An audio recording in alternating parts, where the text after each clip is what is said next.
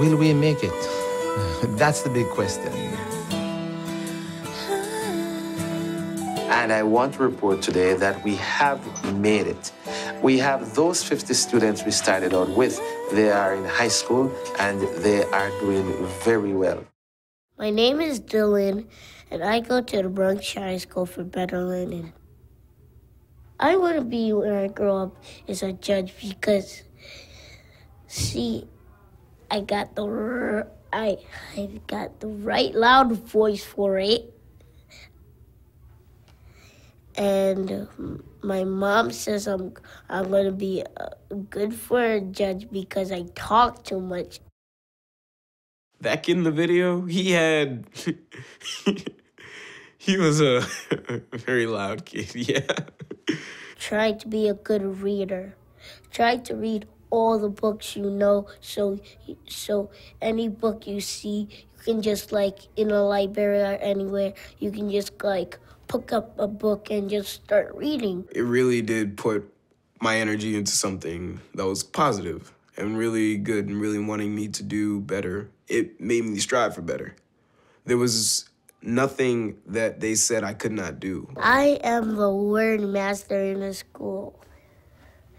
I know a lot of words, and I can read all those charts. Because of what I learned there, that I have become who I am today. Because I have faith in myself. Because I used to think I was the word master. Oh, I'm so glad. I talked to your mommy about that, I remember. So here we are, year 10 in our existence, which is very far removed from where we started. We started at Bronx Bethel with only 50 students, and we were then only first grade. We were so green and so naive at the beginning. 50 kids in the basement of a church.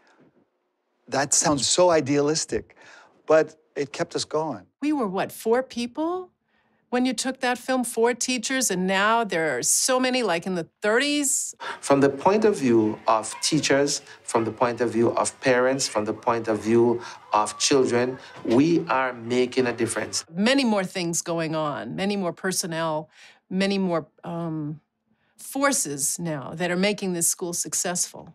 William Butler Yeats is often credited with saying, "Education is not filling a bucket, it's lighting a fire." The little girl was born. We light fires. Yes. It's a country. When you walk into classes in our school, you'll see them eager to answer, eager to try, eager to take chances. They're ready to take on whatever challenges we put in front of them. Are there any words on the chart that The teacher is giving them the chance to see that I can do. Wait for Sean to tell you the number. And now that I can do that, now I can do these 3 more things, not 1 more thing. And now that I can do these 3 more things, I can do 50 more things. Aha, I got it. So that phrase, aha, I got it, just leads up to the fact that they discovered it on their own. I figured this out. So it's mine. It's truly mine. Kids will never understand fully if you just tell them the answer. They have to break it down and understand it, take it piece by piece. Because if you get it straight on, you'll never know what happened. Like, if you're building something, you'll never understand how it's built. You can never build it again because you don't know what to do. They feel like the next challenge that they have, they can also get that aha, I got it moment because I got it the first time. So I definitely can get it the second, the third, and until forever. And that creates fire.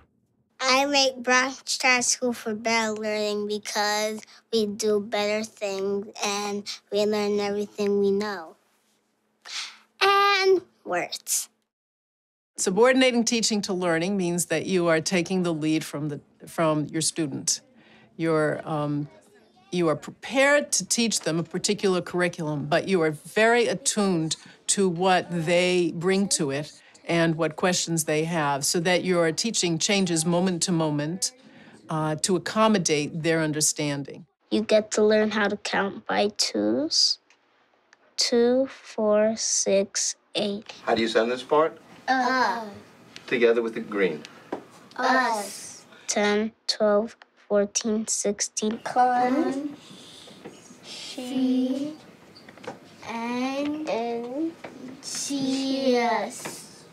Conscientious.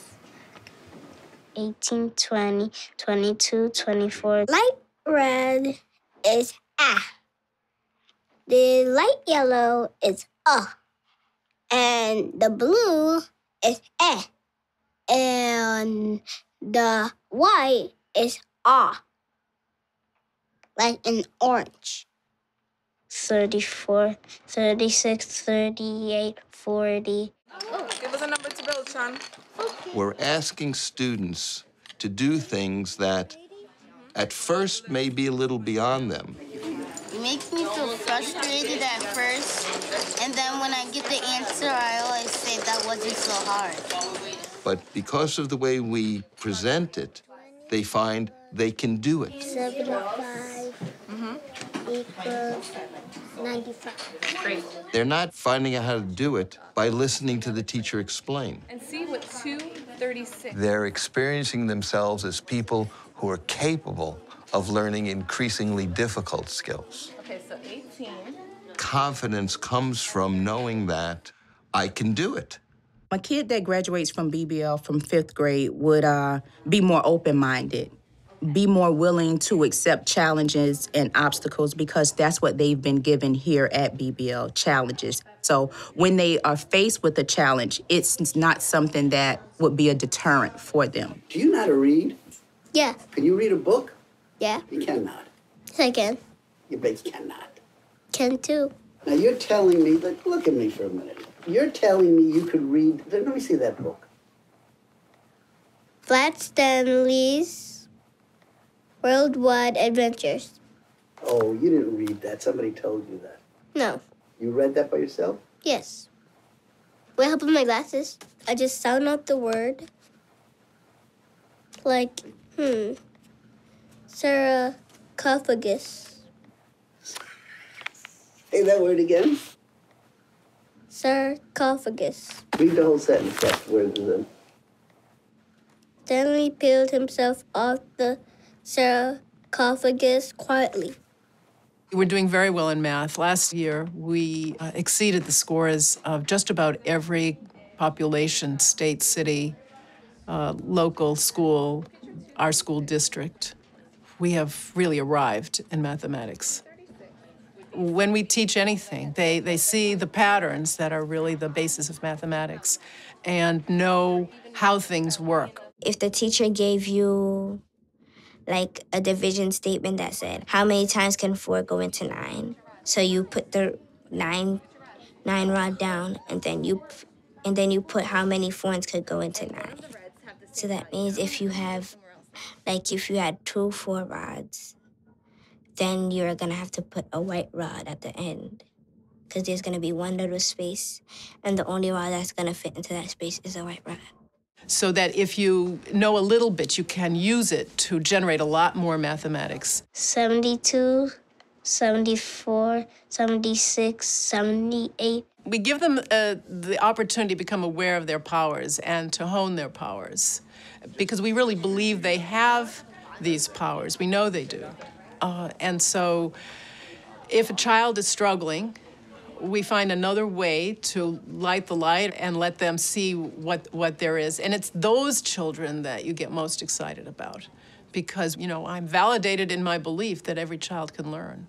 If a teacher asks me a question and I don't know the answer, I do this.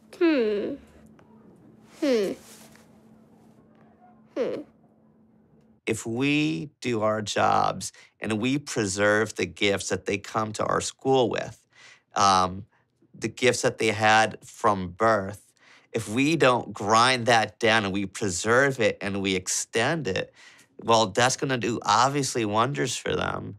There's so many stories of children who struggled at certain points in their lives and then broke through. Our alums are proof of that. I started here in 2003 in 1st grade, the first year here. Oh my God, I had the chubbiest cheeks ever. And now I'm in 10th grade at the Chapin School.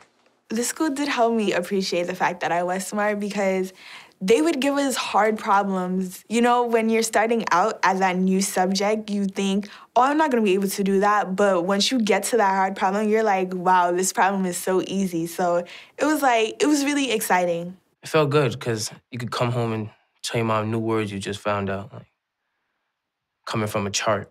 Like that big word, right? When I came here, it wasn't an option. You had to push harder and you had to do what was best for you, even if you didn't know it was best for you at the time. So I feel like now I can use those lessons to keep pushing harder. When I saw myself in the video, it felt like it was just yesterday. Everything went by so fast. Some of the grades I'm getting in 10th grade, I have a 95 in physics, a 97 in English. I take AP US History. It's like a 92. The most important things I learned here from the teachers, it's not really academic, it's that whenever you do something, you should be passionate about it because that's the best way to do something, and that's the only way to do something to your fullest extent. In our recent ELA scores, we raised the standard by, I think, some 14 percentage points above the district. That is not our greatest accomplishment. Our greatest accomplishment, I think, is that we have made these children's spirit live. They look forward to coming to school. They look forward to being in the classrooms, being with their teachers, having a great time. And the end result is that they're doing well academically. We have made a difference in the lives of hundreds of kids in the Bronx, and we will continue to do that. This school was created with the intention of having the students at the end of their time with us know themselves to be extremely capable learners who are ready to take on the world. It's a dream. We have made a lot of progress towards achieving that dream. It's impossible to fully realize it, but we're getting better and better at it.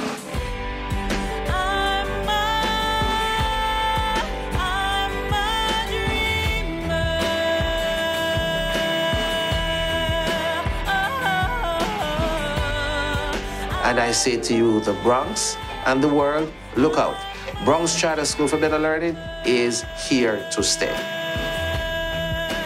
94, 96, 98, 100.